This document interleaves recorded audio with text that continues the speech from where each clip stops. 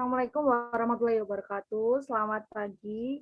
Kami dari kelompok 2 akan mempresentasikan hasil diskusi kami mengenai peacemaking di Burundi menggunakan studi kasus diplomasi regional didukung oleh Peacekeeping Internasional dan Duta Besar Adonia Yudari. Selanjutnya, kelompok kami terdiri dari Emma Sulstiani Budi, saya sendiri Kenya Yudasari sebagai moderator, ketiga Dini Purnomo, keempat Enggi Cynthia, yang kelima Iqbal Fikis, yang keenam Resitaka Aulia, yang ketujuh Mei Sahadini, yang kedelapan Yunis Kontesa, yang kesembilan adalah Tri Vivi. Memasuki materi yang pertama, next. Silakan. Waktu dan tempat kami persilakan dokumen kami. Baik, saya akan menjelaskan mengenai latar belakang konflik. Awal mulanya muncul konflik ini terjadi antar dua etnis, yaitu suku Hutu dan Tutsi, yang menjadi ajang pembantaian besar-besaran di Burundi, yaitu terjadinya perang hingga kejahatan genosida. Kedua suku ini tentu berupaya untuk merebut kekuasaan di negara itu, sehingga bentrok antara suku ini berakhir dengan banyaknya korban jiwa di kedua belah pihak. Untuk menyelesaikan konflik tersebut, maka terjadilah peacemaking yang dilakukan oleh aktor-aktor. Dan selanjutnya kami mengambil sebuah rumusan masalah tentang bagaimana bentuk penyelesaian konflik Burundi melalui analisa peacemaking. Dan saya kembalikan ke moderator. Terima kasih, Yeni. Selanjutnya, yang kalian lihat di layar ini adalah merupakan dokumentasi dari konflik etnis di Burundi. Kalian bisa lihat ya, ini beberapa korbannya. Selanjutnya, next. Baik, silakan teman saya akan menjelaskan. Baik, terima kasih. Saya akan menjelaskan mengenai beberapa pembahasan. Yang pertama yaitu Burundi diambang genosida pada tahun 1993 hingga tahun 1996. Seperti yang diketahui bahwa Burundi telah menjadi wilayah sebuah kekerasan politik yang berkepanjangan sejak kemerdekaannya pada tahun 1962. Bentuk konflik yang terjadi bermacam-macam, mulai dari kudeta militer, pembunuhan terarah terhadap politisi terkemuka, pembantaian massal, hingga kekerasan terhadap pengungsi, baik terhadap pengungsi internal maupun non-internal. Dari tahun 1966 hingga tahun 1993, diketahui bahwa politik negara di sana didominasi oleh militer yang melancarkan 3 kudeta berturut-turut.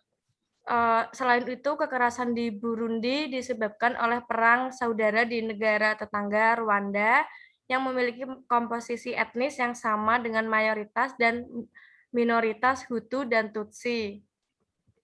Setelah genosida di Rwanda tahun 1994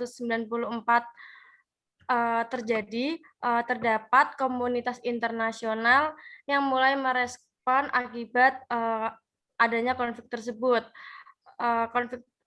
Respon tersebut berupa bentuk usaha yang dilakukan oleh komunitas internasional itu sendiri untuk menghindari konflik Rwanda yang lainnya.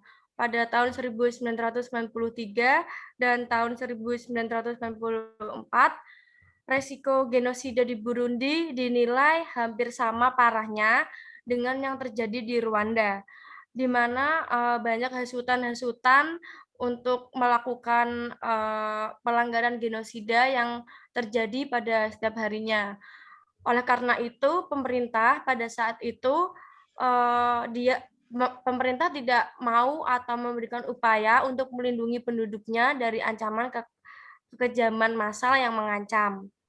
Pada tahun 1996, Departemen Urusan Politik PBB melakukan penyelidikan atas kekerasan massal di Burundi dan melaporkan kepada Dewan Keamanan bahwa tindakan genosida telah dilakukan oleh pihak-pihak tertentu di Burundi. Faksi yang bertikai di Burundi memahami bahwa pesan komunitas internasional mengatakan bahwa trauma oleh genosida di Rwanda tidak akan menerima genosida lain di Burundi. Oleh karena itu, eskalasi situasi menjadi genosida penuh untuk dihindari. Yang kedua yaitu mengenai fasilitas Julius Nyere, di mana pada tahun 1995 merupakan tahap pertama untuk melakukan mediasi, yaitu yang dilakukan oleh Presiden Tanzania Julius Nyere. Dia ditunjuk langsung oleh kepala negara regional yang bertindak di bawah naungan inisiatif. Terdapat 2 jalur upaya menyusun strategi untuk konflik, yaitu strategi yang dilakukan oleh Nyere yaitu melalui jalur politik dan militer. Pada jalur politik dengan mengumpulkan semua aktor politik untuk menuntaskan kompromi politiknya. Dan pada jalur militer, Julius Nyere mencakup perlindungan aktor utama politik, dan menerapkan dalam situasi demobilisasi. Pada tahun 1998, Presiden Julius Nyere berhasil terbukti telah mengumpulkan 19 delegasi sebagai perwakilan dalam partai politik untuk melakukan pembicaraan di kota Arusha, Tanzania bagian utara. Dari partai-partai yang diwakili dalam perbincangan tersebut, mereka mencakup kelompok etnis Tutsi dan suku Hutu untuk diambil sebagai juru perundingan. Selain itu, Presiden Julius Nyere juga mengadopsi strategi yang digunakan oleh PBB yang mengakui bahwa partai politik formal telah berpartisipasi dalam pemilihan di tahun 1993 sebagai protagonis yang harus diikutsertakan dalam melakukan negosiasi yang berujung yang menghasilkan peraturan untuk pembagian kekuasaan.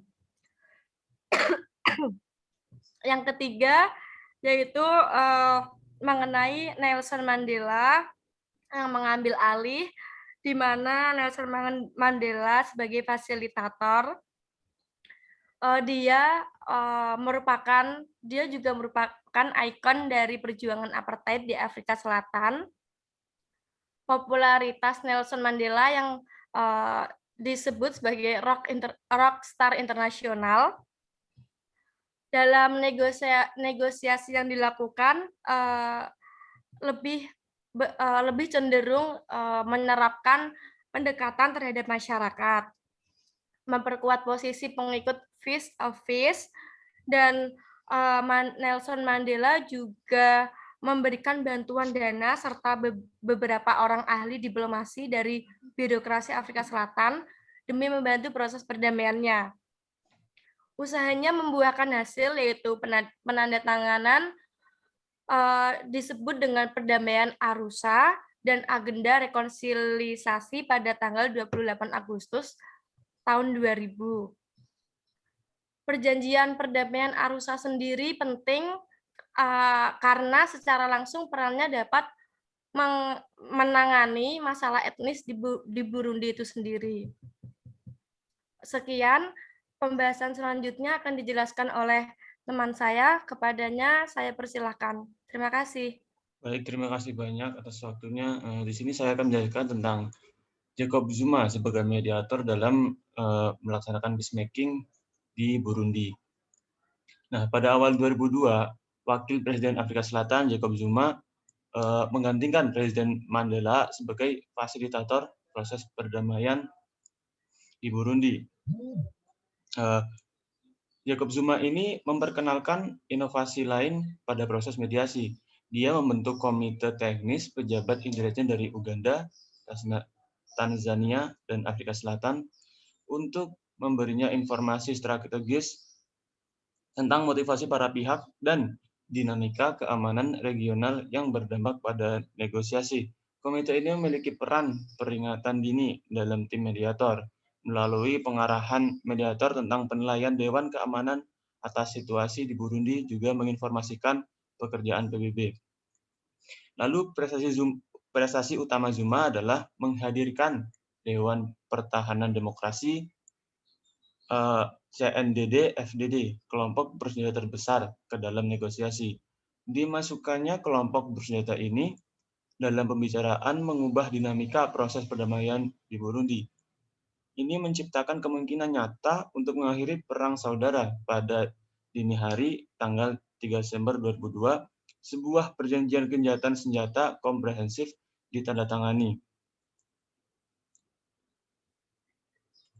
Lalu proses perdamaian pada fase kedua. Pada awal 2006, yaitu Burundi menjadi negara pertama dalam agenda Komisi Perdamaian baru.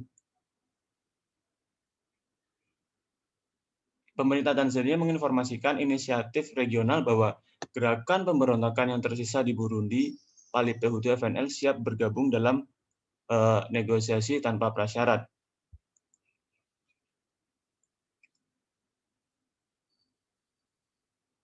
Dia diberi mandat, bro, guys, otakku nge-lag.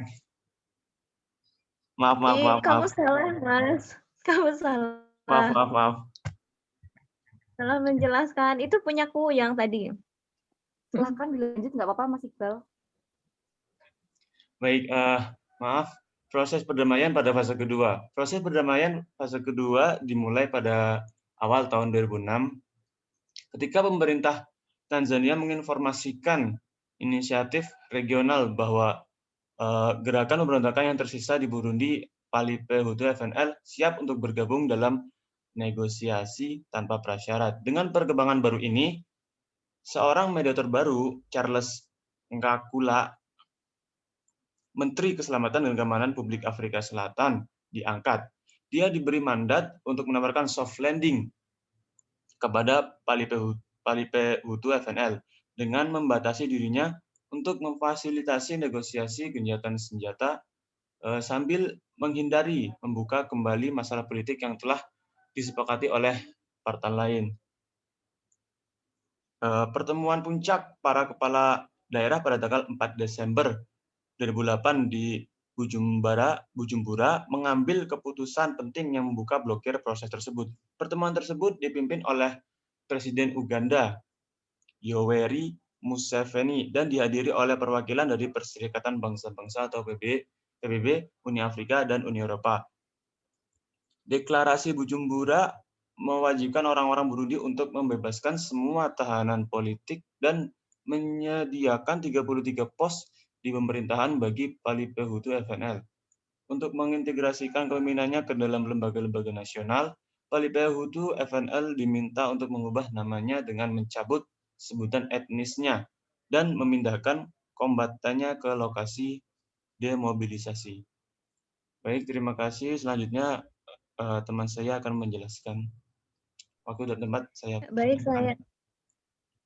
Baik, saya akan menjelaskan mengenai tahap ketiga proses perdamaian yang dilakukan oleh PBB. Pada tahun 2006, Burundi menjadi negara pertama dalam agenda Komisi Perdamaian baru. Upaya perdamaian yang dilakukan oleh PBB di Burundi ini memiliki penguatan kapasitas negara dan masyarakat untuk melindungi populasi dari genosida, kejahatan perang, ataupun kejahatan terhadap kemanusiaan, serta pembersihan etnis. PBB juga tentu mengadakan pembicaraan dengan kelompok pemberontak yang dimaksudkan untuk mengakhiri perang saudara yang sudah berlangsung selama bertahun-tahun. Dan saya juga akan menjelaskan mengenai kesimpulan pembahasan kami. Next slide.